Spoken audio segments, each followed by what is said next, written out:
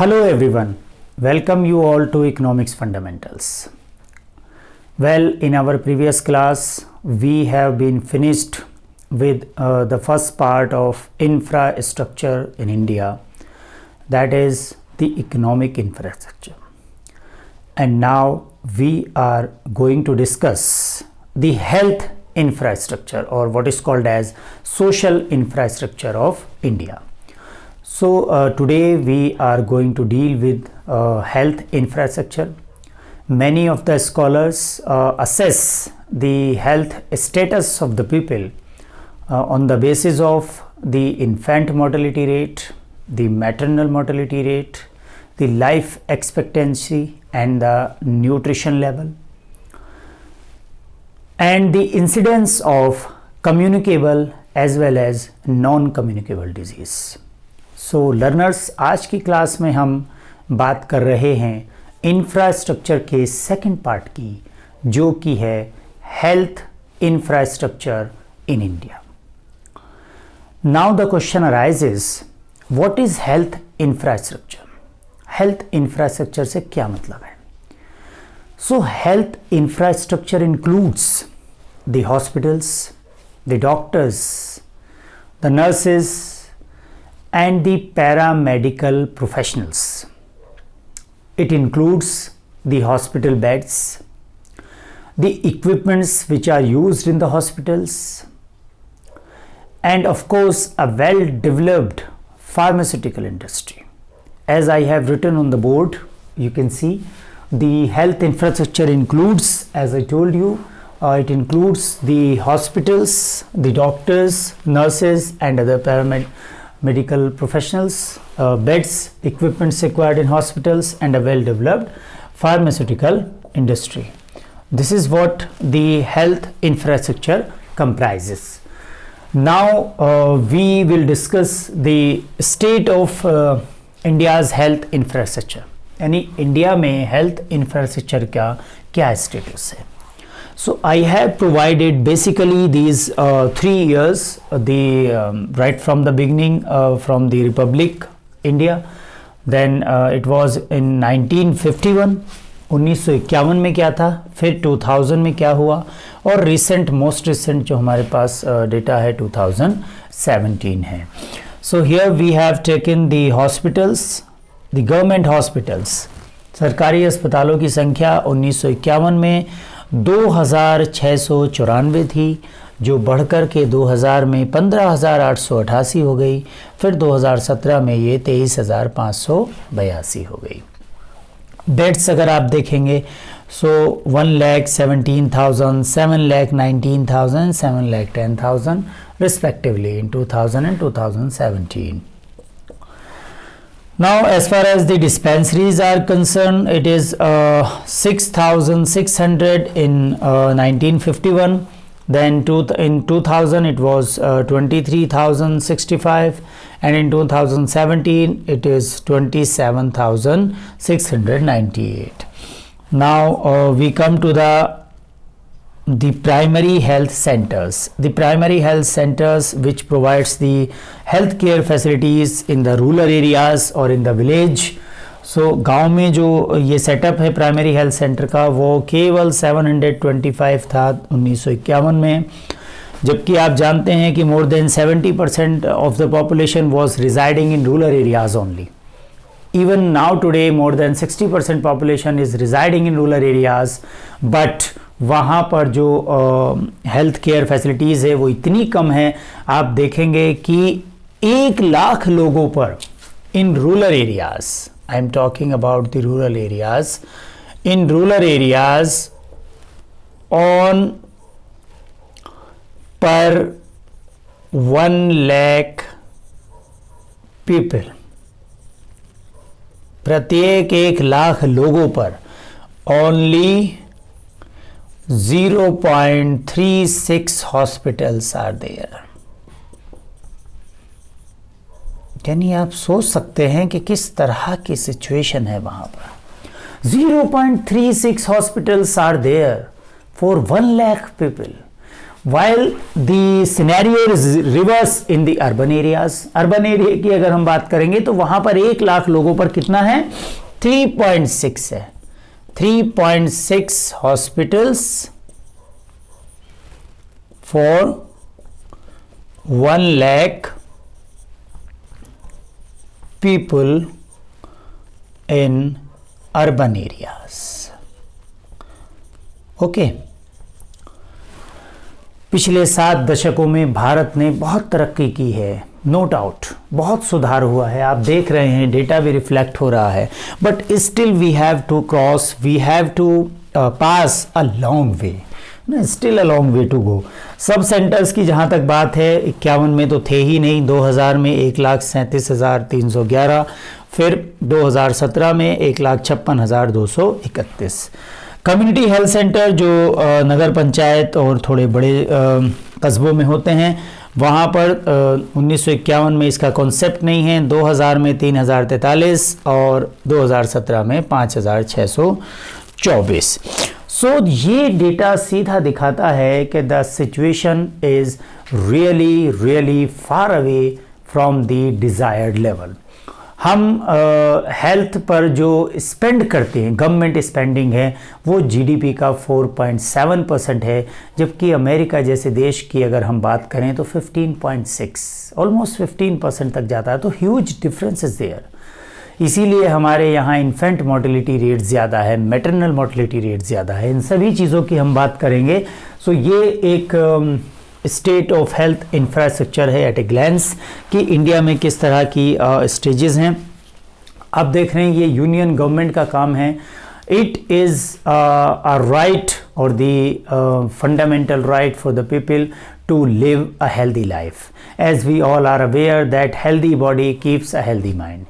क्योंकि economic infrastructure के साथ साथ जो सोशल इंफ्रास्ट्रक्चर है, जिसमें एजुकेशन है, हेल्थ है, हाउसिंग है, तो इसमें हेल्थ भी एक बहुत ही वाइटल एलिमेंट है सोशल इंफ्रास्ट्रक्चर का. हेल्दी पीपल अगर होंगे तो they will provide a healthy manpower for the production of goods and services which will further enhance the potentiality of our economy. तो हमारी अर्थव्यवस्था, हमारी इकोनॉमी को अपने आप ही पोटेंशियलिटी उसकी बढ़ेगी, वो फ्लोरिश करेगी. सो हेल्दी मैन पावर की ज़रूरत होती है सब जगह पर. So I think you can pause the video to note it down, then I will tell you more. So learners, now we are dealing with private health infrastructure. जो private sector है, आप देखेंगे जितने हॉस्पिटल्स अवेलेबल हैं उनके 70% जो hospitals हैं they are controlled by private sector. जो 60% बेड्स हैं they are regulated, they are run 60% dispensaries, they are run by the private ownership only. Okay, 80% outpatient departments and 46% inpatients are treated in private sector only. So private sector is flourishing at a very large rate. ये scholars ऐसा मानते हैं कि private sector बहुत फैल गया without any proper regulation. इसीलिए हज़ारों लाखों ऐसे मेडिकल प्रैक्टिशनर हैं those who are not registered yet, और ऐसे प्रैक्टिशनर को हम क्वैक्स कहते हैं. We all are aware with that. और दूसरे बहुत सारी जो प्राइवेट ऑनरशिप है, जब लिबरलाइजेशन को हमने अपनाया 1991 में, तो उन्होंने multi speciality, super speciality hospitals खोल दिए to attract the medical tourist. So private sector ने जो है वो बहुत ज़्यादा फ्लोरिश किया और बहुत ज़्यादा पेशेंट्स को अपनी तरफ अट्रैक्ट किया है by providing all the basic facilities including the pharmaceutical facilities, the laboratories and all. So they are providing everything. So they are flourishing more and more, and the public health system is deteriorating. So now there is a need to develop the ISM or the Indian system of medicine. What does it mean? Basically they include the 6 system of medicines. This is what is called as Ayush. This stands for Ayurveda, Yoga, Unani, Siddha, naturopathy,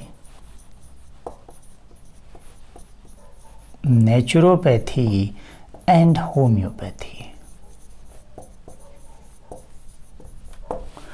सो आयुष का जो scope है वो बहुत bright है India में. आप देखेंगे कि आयुष के ऑलमोस्ट 3,943 हॉस्पिटल्स हैं एंड 27,700 डिस्पेंसरीज हैं. सो 3,943 हॉस्पिटल्स एंड 27,700 डिस्पेंसरीज हैं end of course the 7.4 lakh registered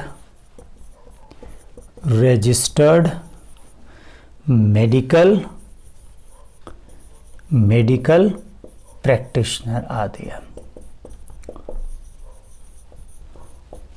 But little has been done in terms of the research and the higher education as well.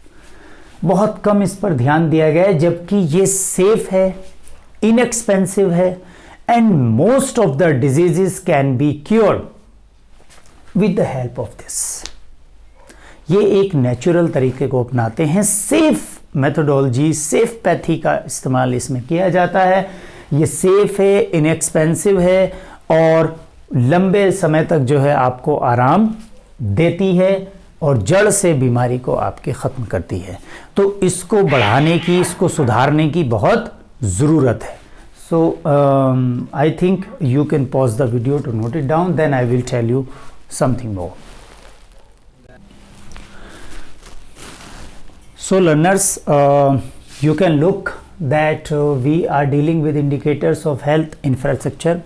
Here we are going to provide you a critical appraisal.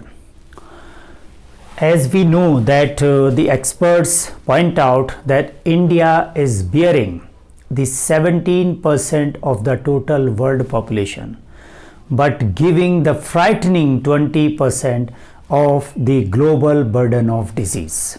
Global burden of disease या GBD जिसे हम कहते हैं, वो एक indicator है which is used by the experts to gauge the number of people,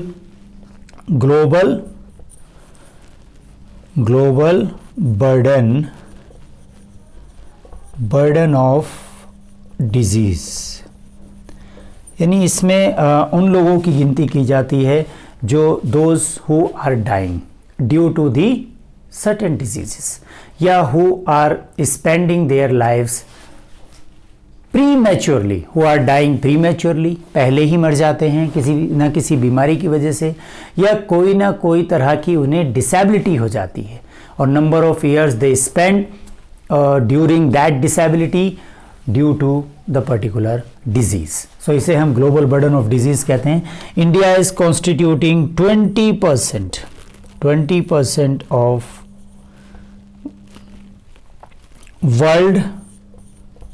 world GBD यानी global burden of disease.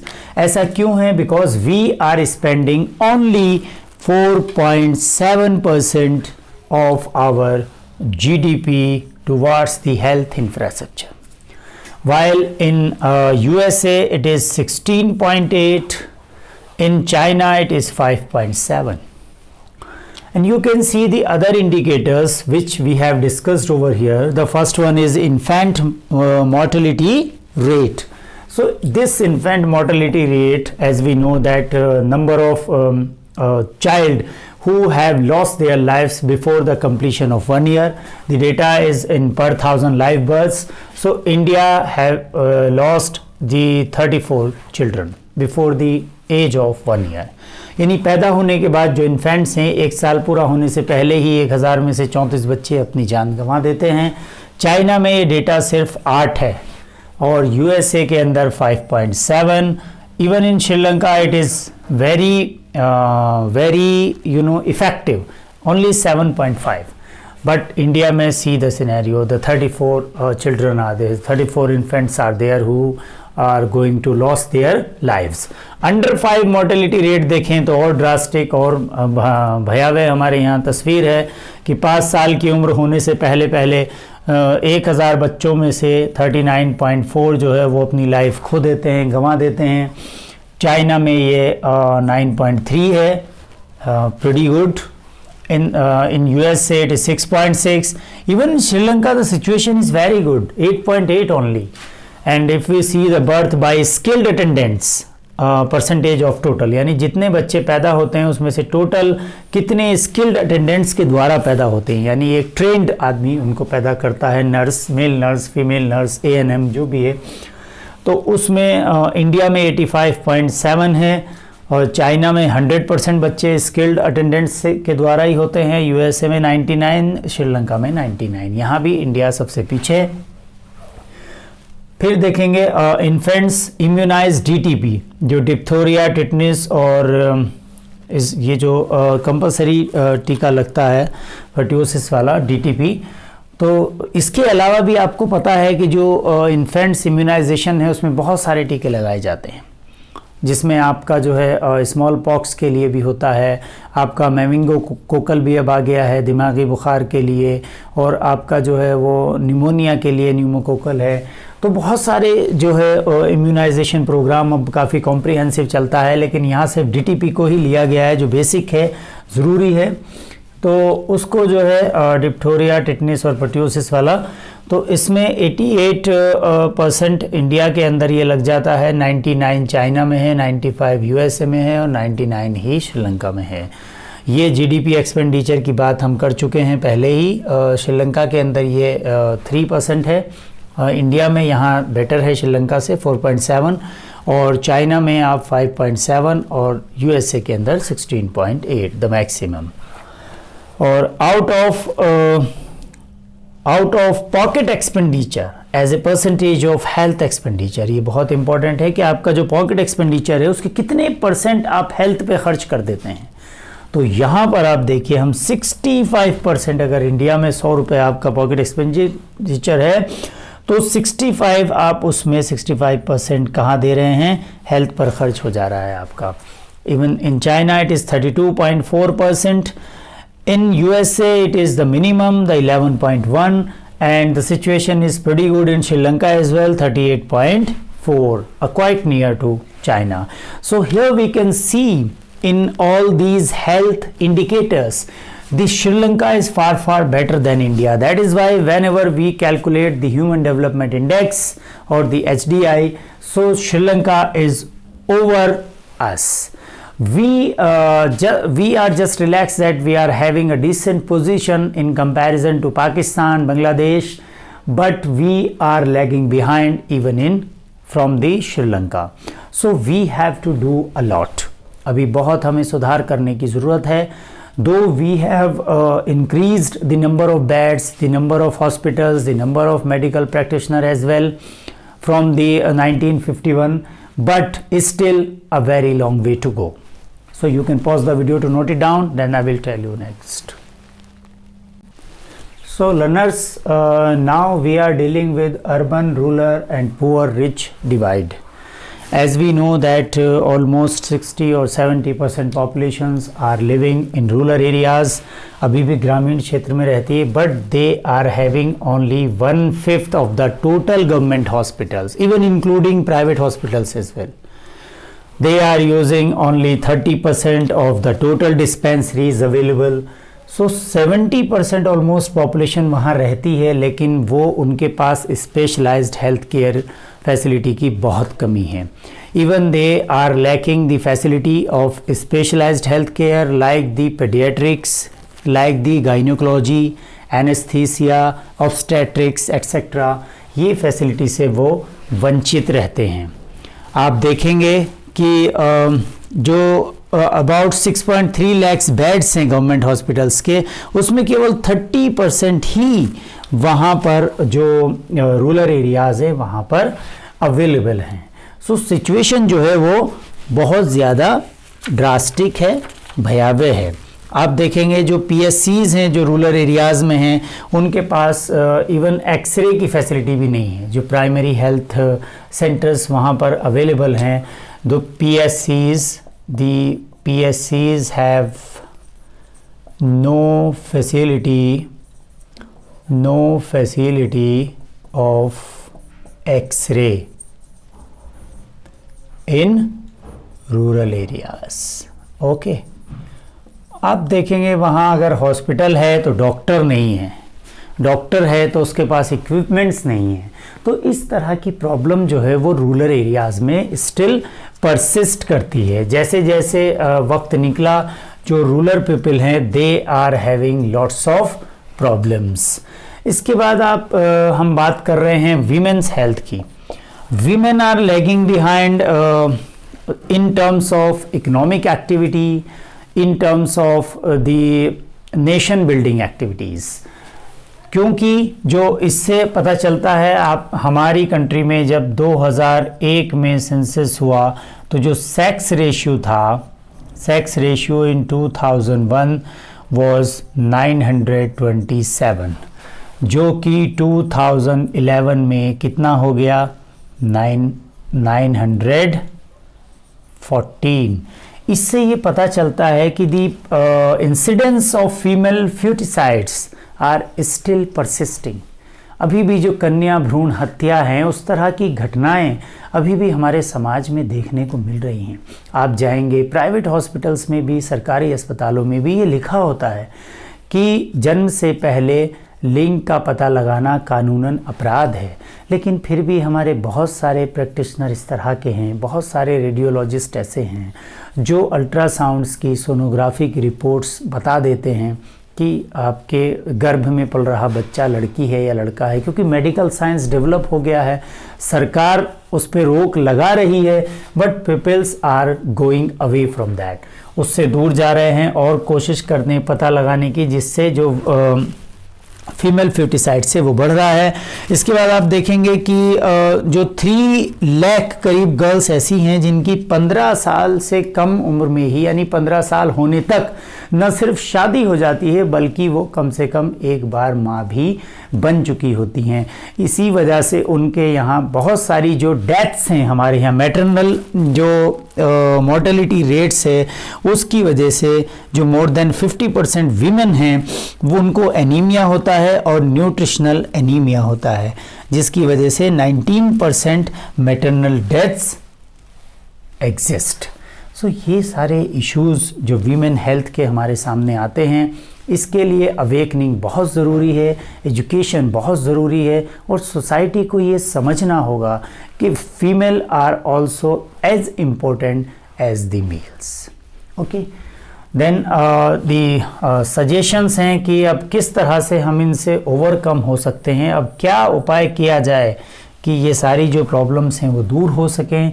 So scholars suggest करते हैं कि डिसेंट्रलाइजेशन किया जाए पब्लिक हेल्थ सर्विसेज का, जितनी भी गवर्नमेंट हेल्थ सर्विसेज हैं उन्हें डिसेंट्रलाइज किया जाए, क्योंकि एक्सेसिबिलिटी जो है, accessibility for health services, it must be available whether it is curative or preventive for all, and nobody will be denied if he or she is not able to pay for it.